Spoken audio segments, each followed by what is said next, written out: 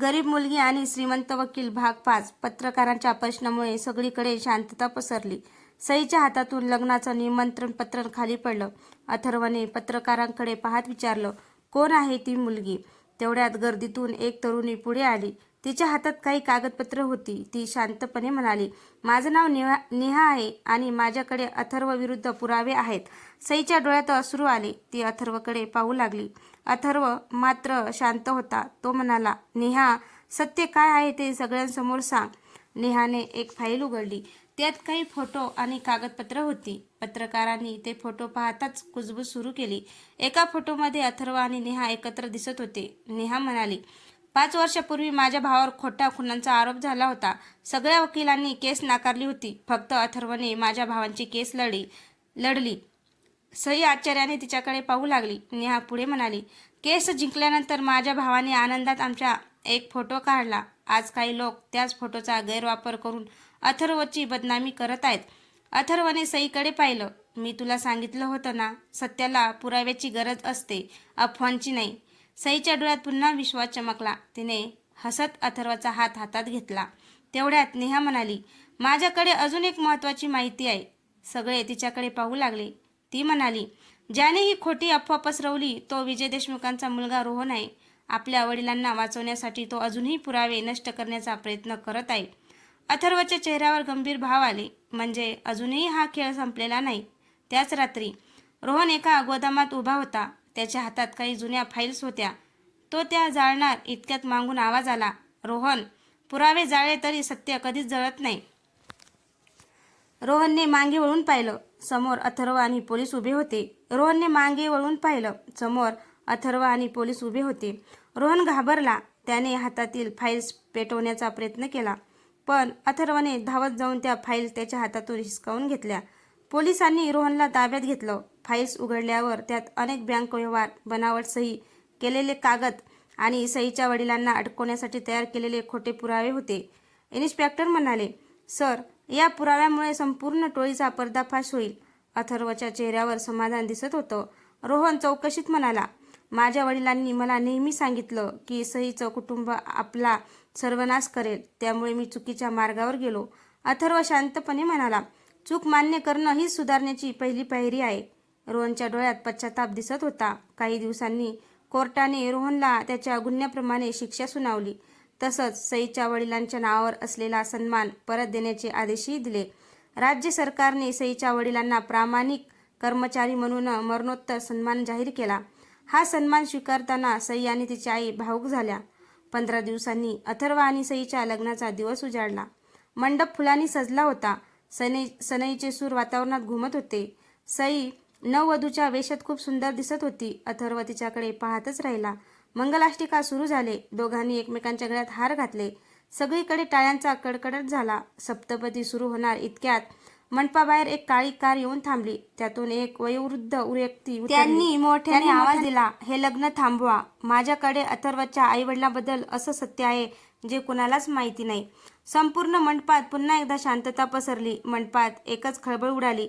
सगळ्यांच्या नजरा त्या वृद्ध व्यक्तीकडे वळल्या. अथर्व पुढे गेला. काका, तुम्ही कोण? वृद्ध शांतपणे म्हणाले, माझं नाव गोविंद जोशी. मी तुझ्या वडिलांचा जिवलग मित्र आहे. गोविंद काकांनी आपल्या बॅगेतून एक जुनी डायरी काढली. ते म्हणाले, अथर्व, तुझे आई वडील एक मोठं सत्य तुझ्यापासून लपवत होते. सईच्या मनात भीती निर्माण झाली. अथर्वने डायरी उघडली. पहिल्या पानावर त्यांच्या वडिलांचे हस्ताक्षर होतं. जर हे पत्र अथर्वच्या हातात आलं असेल तर याचा अर्थ माझी वेळ संपली आहे. मुला, सईच्या वडिलांनी फक्त माझा जीवच वाचवला नव्हता, त्यांनी तुझाही जीव वाचवला होता. अथर्वच्या डोळ्यात अश्रू आले. गोविंद काका पुढे म्हणाले, 25 वर्षापूर्वी तुमच्या कारचा अपघात झाला होता. त्यावेळी तुझे आई वडील गाडीत अडकले होते. सईचे वडील जीवाची पर्वा न करता तुला बाहेर काढलं, पण त्यानंतर त्यांच्यावर खोटा गुन्हा टाकण्यात आला. हे ऐकून सईची आई रडू लागली. ती म्हणाली, माझे नवरे शेवटपर्यंत म्हणायचे, एक दिवस सत्य नक्की बाहेर येईल. अथर्व सईसमोर आला. त्याने तिचे हात हातात घेतले. आज मी जे काही आहे ते तुझ्या बाबांमुळे. मी आयुष्यभर त्यांचं ऋण फेडू शकणार नाही. सईच्या डोळ्यातून आनंदाचे अश्रू वाहू लागले. तेवढ्यात पुजारी म्हणाले, मुहूर्त निघून चाललाय. अथर्व हसला. आता कोणताही सत्य आमच्या नात्याला थांबवू शकत नाही. दोघांनी पुन्हा एकमेकांच्या गळ्यात हार घातले. मंगलाष्टिका सुरू झाल्या. सई आणि अथर्वने सप्तपदी पूर्ण केली. संपूर्ण मंडपात टाळ्यांचा कडकडाट झाला.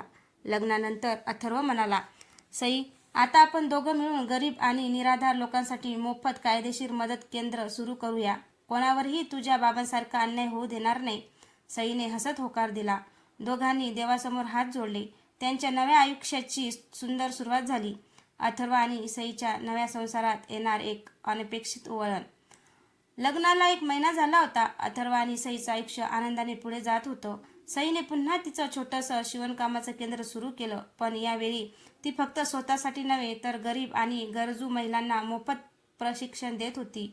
अथर्वला तिचा खूप अभिमान वाटत होता. एके दिवशी अथर्व कोर्टातून घरी परतला. घरात शिरताच त्याला दिव्याचा मंद प्रकाश आणि गुलाबाच्या फुलांचा सुगंध जाणवला.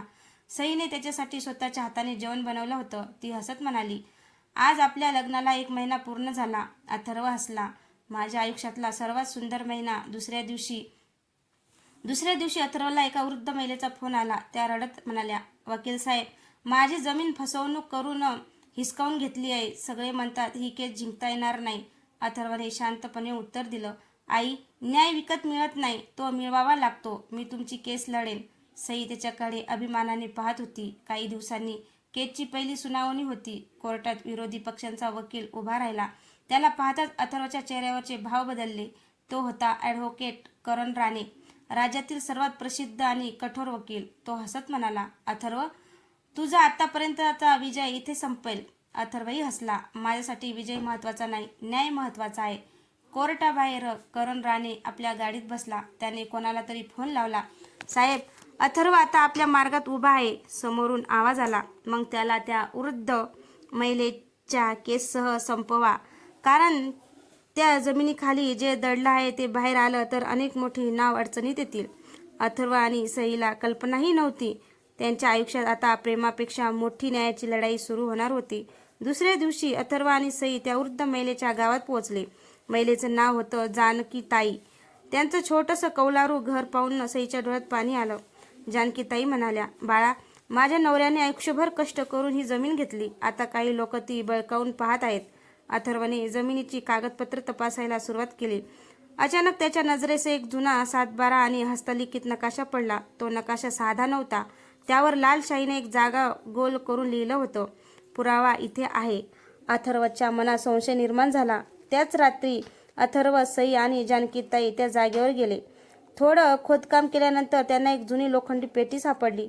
पेटी उघडताच आज जुनी कागदपत्र, काही फोटो आणि एक डायरी होती. डायरीच्या पहिल्या पानावर लिहिलं होतं, जर ही डायरी कोणाच्या हातात पडली तर अनेक मोठ्या लोकांचे खरे चेहरे जगासमोर येतील. अथर्व डायरी वाचणार इतक्यात अचानक 4-5 मुखवटाधारी माणसं तिथे आली. त्यांनी ओरडत सांगितलं, ती पेटी आमच्या हवाली करा. अथर्वने पेटी सईच्या हातात देत म्हटलं, सई, काही झालं तरी ही डायरी सुरक्षित ठेव. सई धावत गावाकडे निघाली. अथर्व त्या गुंडासमोर एकटाच उभा राहिला. तेवढ्यात गावातील काही तरुण अथर्वच्या मदतीला धावत आले. गुंड पळून गेले, पण जाताना त्यांच्यापैकी एक म्हणाला, आज वाचलात, पण पुढच्या वेळी नाही. घरी परतल्यावर अथर्वने डायरी उघडली. पहिलंच पान वाचून त्याचा चेहरा फिक्कट पडला. त्यात लिहिलं होतं, या संपूर्ण जमिनीच्या घोटाळ्यामागे फक्त बिल्डर नाही तर एक प्रभावशाली मंत्रीही सहभागी आहे.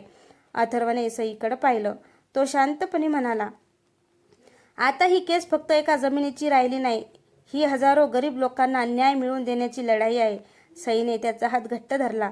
मी शेवटपर्यंत तुझ्यासोबत आहे. दूर एका काळ्या गाडीत बसलेला एक माणूस सगळं पाहत होतो. त्याने फोनवर फक्त एकच आदेश दिला, ॲडव्होकेट अथर्वला कोणत्याही परिस्थितीत कोर्टात पोहोचू देऊ नका. दुसऱ्या दिवशी सकाळी अथर्व कोर्टात जाण्यासाठी घरातून निघाला. सईने त्याच्या हातात डब्बा देत हसून म्हटलं, स्वतःची काळजी घ्या आणि केस जिंकून या. अथर्व हसला, तुझा विश्वासच माझी ताकद आहे. अथर्वची गाडी शहराबाहेरच्या रस्त्यावर आली. अचानक एक काळा ट्रक वेगाने त्याच्या गाडीसमोर आला. अथर्वने प्रसंगावधान राखत गाडी बाजूला घेतली. मोठा अपघात थोडक्यात टळला. ट्रक क्षणार्धात तिथून निघून गेला. अथर्वच्या लक्षात आलं, हा अपघात नव्हता, हा त्याला थांबवण्याचा प्रयत्न होता. इकडे सईला एका अनोळखी नंबरवरून फोन आला. समोरचा माणूस म्हणाला, तुझा नवरा आज कोर्टात पोहोचणार नाही. सई घाबरली. ती लगेच अथर्वला फोन करू लागली, पण त्याचा फोन लागत नव्हता. कोर्टात न्यायाधीशांनी केस पुकारली. विरोधी वकील करण राणे हसत म्हणाला, माय लॉर्ड, फिर्यादी पक्षांचा वकील अजून आलेलाच नाही. सगळ्यांना वाटलं अथर्व आज येणारच नाही. तेवढ्यात कोर्टाचं दार उघडलं. माफ करा माय लॉर्ड, थोडा उशीर झाला. अथर्व आत्मविश्वासाने आत आला. सईच्या चेहऱ्यावर पुन्हा हसू फुललं. अथर्वने डायरी न्यायालयासमोर सादर केली. त्यात मंत्री आणि बिल्डर यांच्यातील गुप्त व्यवहारांची नोंद होती. न्यायाधीशांनी पुरावे पाहिले. कोर्टात कुजबूज सुरू झाली. तेवढ्यात कोर्टाच्या मागच्या रांगेत बसलेला एक व्यक्ती उठला. तो मोठ्याने म्हणाला, थांबा, ती डायरी अपुरी आहे. माझ्याकडे याहून मोठा पुरावा आहे. सगळ्यांच्या नजरा त्याच्याकडे वळल्या. तो पुढे येत म्हणाला, मी त्या मंत्र्याचा माझी वैयक्तिक सहाय्यक आहे आणि आज मी संपूर्ण सत्य सांगायला आलो आहे. अथर्व आणि सईला जाणवलं आता न्यायाची लढाई निर्णायक टप्प्यावर पोहोचली होती. तर मित्रांनो, तुम्हाला हा भाग कसा वाटला? भाग आवडल्यास लाईक, कमेंट, शेअर करायला विसरू नका आणि चॅनलवर नवीन असाल तर चॅनलला सबस्क्राईब करा आणि कथेचा भाग पाहिल्याच्या नंतर कमेंट करायला विसरत जाऊ नका. नक्की कमेंट करून सांगा.